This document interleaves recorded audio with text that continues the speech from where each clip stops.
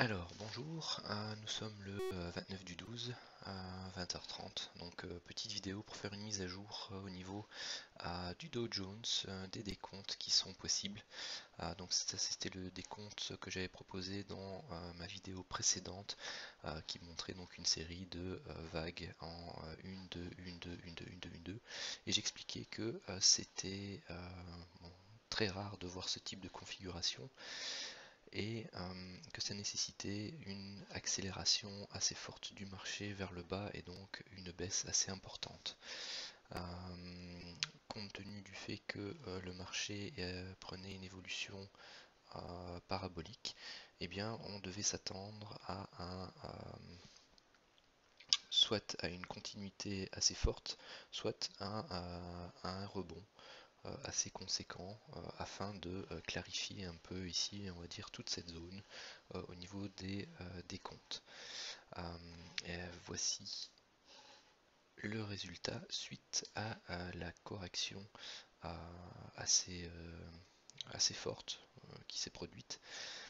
Et donc tout simplement, donc on garde notre décompte ici depuis le sommet, donc toujours Dow Jones en 10 000 ticks. Notre première vague d'impulsion baissière, sa correction, donc une de orange, une première vague intermédiaire d'impulsion baissière, donc la vague 1 bleue, sa correction, vague 2, et ici on a un décompte maintenant ici en 5 temps qui est terminé, donc une première vague, une deuxième, ici vous avez un sous-décompte en 1, 2, 3, 4 et 5, pour une vague 3, une vague 4 et une vague 5 verte qui donne la vague 3 bleue qui est ici. À titre, voilà, juste pour vous montrer, je vais simplement remettre l'extension Fibo et vous voyez qu'on a déjà dépassé les 200% d'extension pour la vague 3 bleue, ce qui est relativement déjà important. Je ne sais pas si le 61.8 on est ici, donc on est autour des 238,2 d'extension par rapport à la vague 1 bleue. Donc ça c'était juste pour information. Maintenant, donc par rapport à ça, donc on a un rebond qui a pris forme. Alors ce rebond est un rebond correctif pour former la vague 4 bleue. Ici ce que l'on peut observer pour l'instant en termes de décompte, c'est qu'on peut ici avoir une première correction. Et donc je vais le mettre ici en vert pour que ce soit logique. Une première vague W, une correction baissière en 3 temps pour une vague X, et actuellement on travaille la vague Y. Alors ici vous voyez qu'on a fait une forte impulsion,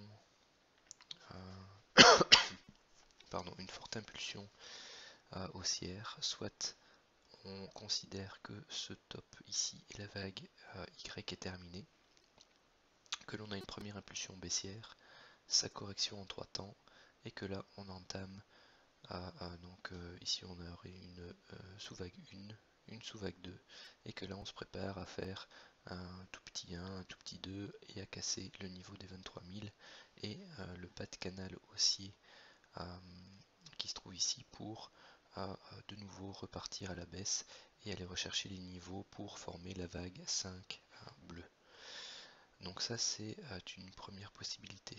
La deuxième, c'est que la vague Y eh bien, se décompose à nouveau de manière complexe, et donc en faire une succession, un assemblage de zigzags, de flats ou de triangles. Et donc ici, on ferait par exemple la première vague A, on fait un petit A, un petit B, un petit C pour notre petit B, et on partirait donc pour un zigzag en A, B et une dernière vague C, avant de clôturer donc la vague Y. Ou ce qu'on peut également considérer, c'est qu'ici on a fait une X, là on a fait une Y, on fait une petit a, petit b, petit c pour une deuxième vague X, et on va rechercher donc une vague Z. Ça peut très bien se décomposer de cette façon-là également. La seule chose qui est importante ici, c'est donc s'il y a cassure de ce canal haussier ici sans avoir de réintégration après, il y a de fortes chances que les prix continuent de baisser. Baisser, faire un pullback dessus, repartir ensuite. Ou tout simplement repartir quand on a pu avoir des séances à la hausse ici, et bien avoir les mêmes dans l'autre sens à la baisse. Donc il faudra, donc c'est un marché qui pour l'instant latéralise, donc il faudra être prudent pour les sorties aussi bien par le bas que par le haut, ou si vous tentez des achats sur support ou des ventes sur résistance, mettre des stops pas trop longs, et essayer de se mettre à BE assez rapidement, quitte à reprendre un peu plus bas si on s'est fait stopper à BE. Donc prenons le cas où ici on a encore une impulsion haussière qui doit arriver, compte tenu des tweets que j'ai vu passer aujourd'hui de la part de monsieur Trump qui annonce que son coup de téléphone d'aujourd'hui avec monsieur Xi Jinping est très intéressant et les négociations évoluent dans le bon sens et sur tous les niveaux. Il est possible que dimanche soir à l'ouverture, donc les marchés partent à la hausse sur ce flux de nouvelles intéressantes pour les marchés, et tout simplement comme la dernière fois fasse une jambe haussière et puis prise de bénéfices, on repart à la baisse avant la nouvelle année 2019. Dans le cas où une hausse se profile, la prochaine zone intéressante est bien entendu toujours celle des 23 500, mais la suivante se trouve ici au niveau des 50% de retracement du FIBO que j'ai tracé depuis le sommet de la vague 2 jusqu'au bas de la vague 3. Donc ici, on travaille pour l'instant le niveau des 38,2, qui est un retracement classique pour une vague 4, mais parfois donc on peut aller rechercher les 50%, et généralement on n'aime pas que la vague 4 aille beaucoup plus haut parce que c'est assez mauvais signe en termes de momentum par rapport à la baisse en cours. Donc si ça devait arriver, qu'on devait arriver sur ce niveau-ci, ce serait la prochaine zone de vente. Maintenant, pour que ce décompte en 5 temps bleu reste valide, la vague 4 ne doit en aucun cas pénétrer la zone de prix de la vague 1, c'est-à-dire que si les prix remontent au-dessus des 24 240, et bien tout simplement le décompte bleu est faux. Et si ce décompte bleu est faux, il y a de fortes chances que le décompte orange est faux également, parce que si on prend le cas où la vague de orange se situe ici plutôt que là, et bien celle-ci serait la vague 3 orange. Et donc dans tous les cas, les prix ne devraient pas dépasser les 24 125 pour que le décompte orange reste valide. Si jamais ça se produit, et bien alors c'est le scénario alternatif haussier qui prendra le pas, et donc des achats sur correction seront à prévoir pour la suite des événements. Quand je dis scénario alternatif haussier, actuellement on travaille sur le fait que ce niveau-ci, ce top-ci, est une vague 5 de vague 5 de vague 5. Donc une fin de cycle très long. Un décompte alternatif est possible pour décrire ce sommet-ci comme, je vais vous le montrer d'ailleurs sur le S&P. Donc ça c'est le décompte qu'on travaille actuellement, où on aurait topé ici une vague 5 de vague 5 de vague 5. Et on traverse donc ici une vague 1, vague 2, vague 3, vague 4, vague 5. Donc vous voyez ici ce qui est intéressant dans ce décompte, c'est que on a ici une première vague 1, une première vague 2, sous vague 1, sous vague 2, sous vague 3, sous vague 4. Vous voyez que en termes de proportion au niveau de durée, la vague 2 ici est proportionnelle à la vague 3 ici, Et pareil, la vague 4 qui se trouve ici, en termes de durée, est proportionnelle à la vague 2 qui se trouve là. Ce sont des choses que l'on aime bien rencontrer dans le cadre d'un décompte en 5 temps. Idéalement, avoir une alternance entre le type de correction de la vague 2 et le type de correction de la vague 4. Donc voilà, donc ici on aurait une 3, une 4 et une dernière vague haussière pour une 5. La suite pour le S&P est la même que pour le Dow Jones, hein. Donc ici voilà, on travaille une vague 1, une vague 2, ou la vague 2 ici, une vague 2 intermédiaire, et on travaille le sous-décompte qui est là pour l'instant. Donc le sous-décompte qui est ici, dans tous les cas, reste identique. Vous voyez qu'au niveau du S&P, tout simplement, donc si on prend le sommet qui est là, que l'on le relie au sommet de la vague 2 et qu'on trace la parallèle depuis le point bas de la vague 1, et bien actuellement la remontée bute sur ce bas de canal qui a été cassé. Donc ce serait un simple pullback sur ce bas de canal. C'est aussi par rapport à ce point 2ci, et donc cette vague 2 et cette vague 3 là, on travaille les 50% de retracement Fibonacci. Donc voilà, ce sont des zones chartistes intéressantes. On a fait un magnifique doji ici.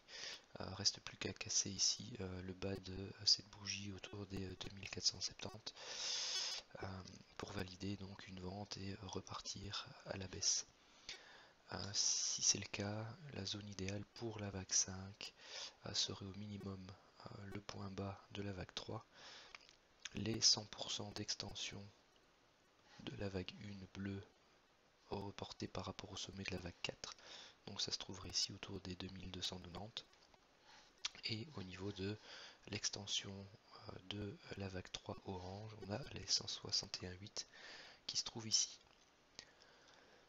Donc voilà, vraiment toute cette zone serait une zone intéressante pour aller faire un nouveau plus bas, sortir notre vague 5 bleue et donc notre vague 3 orange avant de réentamer une nouvelle correction haussière. Après, c'est le même scénario que sur le Dow Jones. En aucun cas on doit refranchir à la hausse le niveau des 2582. Sinon le décompte bleu est faux, et si on refranchit à la hausse le point bas ici de la vague 1 qui est à 2603.5, et bien le décompte à 1, 2 qui est ici n'est pas valable, et ce serait un décompte en A, B et C tout simplement, donc une correction ici, donc un zigzag, et on sera en train de faire la vague 1, vague 2, vague 3, vague 4, vague 5 pour aller rechercher de nouveaux plus hauts historiques. Ça c'est le second décompte qui est ici et que je voulais vous présenter. Donc notre vague 3 serait toujours ici, et ici ne serait pas une vague 5 mais plutôt une vague X, pour avoir ici une correction complexe en W, X et Y, afin de avoir ici notre vague 4 et aller faire des nouveaux plus hauts en vague 5. Donc le décompte se présenterait comme ceci, donc une vague 4 en combinaison, la vague W en zigzag, donc en A, B et C, avec une vague C tronquée, c'est-à-dire avec une zone de prix qui ne descend pas sous les niveaux de prix de la vague A. Ici, une vague X en A, B, C, où la vague A serait une diagonale d'initialisation, une vague B en 3 temps, et ensuite une hausse pour la vague C, pour avoir notre vague X, et ensuite déjà une petite A en 3 temps, A, B, C pour notre petite B, et ici on chercherait à avoir une vague en 5 temps, donc on a fait le 1, le 2, le 3, le 4, et dans tous les cas on chercherait potentiellement ici une 5, parce qu'ici on a fait 5 temps, on a fait 3 temps, donc la suite logique de la figure Elliott qui suit, donc c'est un zigzag, donc 5, 3 et 5. Donc sauf s'il y a erreur dans ce décompte-ci, à nouveau, ce sont les prix qui vont nous le dire. Donc si on remonte au-dessus du niveau des 2582, c'est que les 5 temps ici ont été faits. Et que une erreur se trouve dans ce décompte tout simplement. Et que donc on a pris le point bas ici et qu'on a donc fait notre vague 5.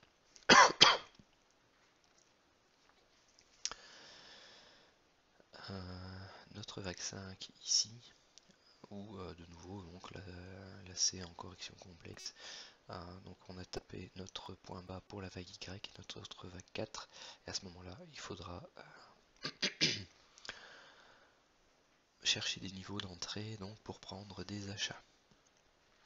Donc ça c'est le deuxième scénario possible, et vous voyez que j'ai mis ici l'objectif théorique où la vague 5 serait égale au 138,2 d'extension de la vague 1. Pourquoi j'ai pris les 138,2? Eh bien tout simplement parce que si on prend les 100% qui est l'extension Fibonacci classique, eh bien on se retrouve en dessous des derniers plus hauts. C'est tout à fait possible.